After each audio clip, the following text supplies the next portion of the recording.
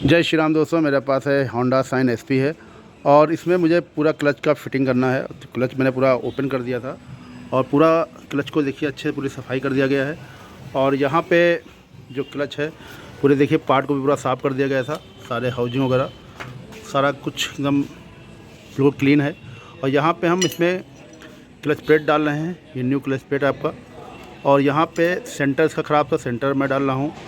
और ये हमारा जो आपका हब होता है, क्लच हब, इसको बदल रहे हैं। तो इतनी चीज़ मुझे फिटिंग करनी है। कैसे क्लच को फिटिंग किया जाता है तो उसी के बारे में जानकारी देंगे।